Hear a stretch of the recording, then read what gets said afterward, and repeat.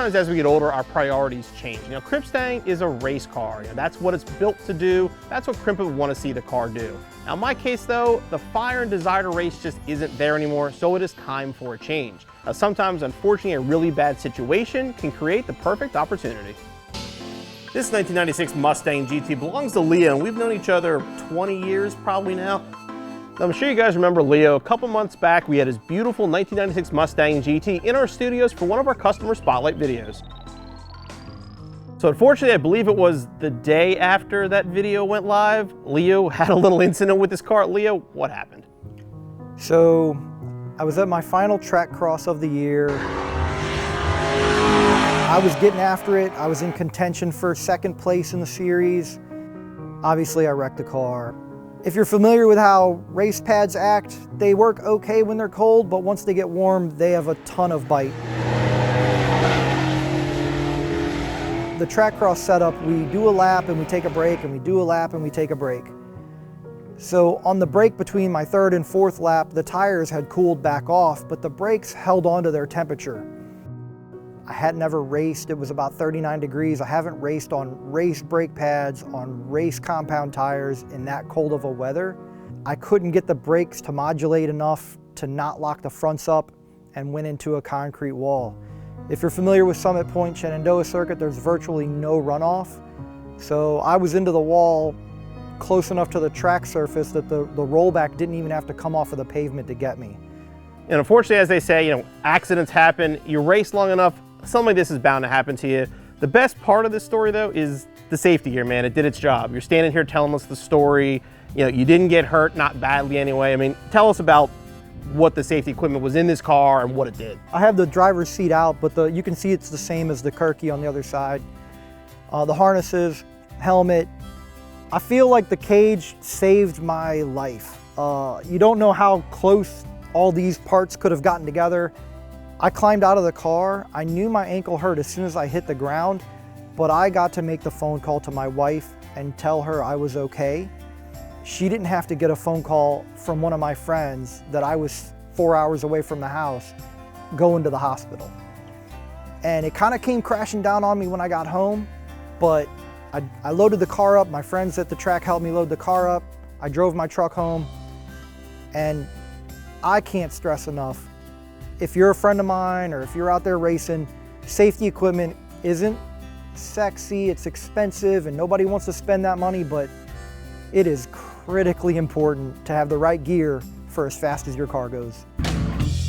So when I found out about Leo and the crash, the wheels kind of started spinning in my head. He told me he was going to look for a new chassis and he wanted to rebuild the car, but money's tight. He's got a young daughter and he's got a lot going on, and we all know how expensive race cars are. And I started thinking about Krimpstang.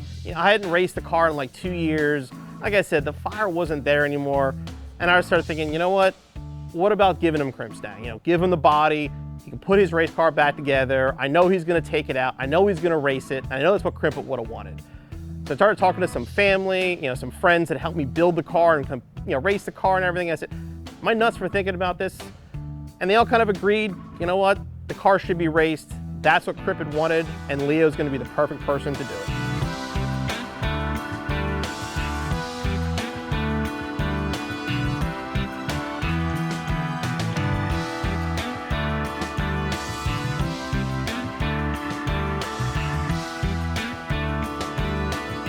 This is definitely not the end of the story of Krimpstang. It is just time for a new chapter. Leo is the perfect person to carry on the legacy of this car. And don't worry, we're definitely going to visit it from time to time. And when this car gets back out on the track, we're going to be there.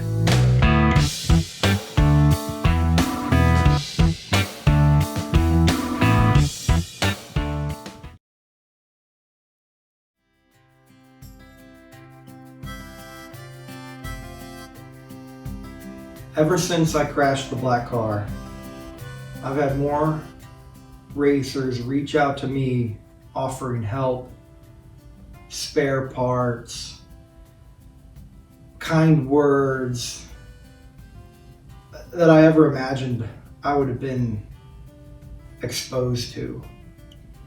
And it just goes to show how tight this community is.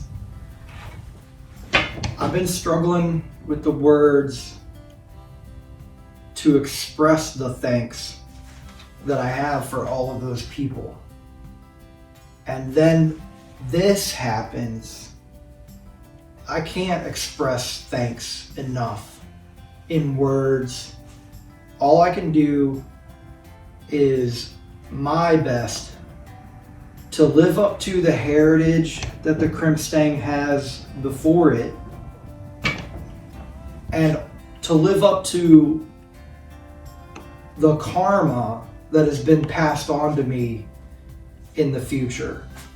We, friends, family, racers, we share this, and I just hope that I can live up to your all's expectations. Thanks to Bill, the CJ Pony Parts crew, and to Krimp's family. This is an unbelievable opportunity. Thank you.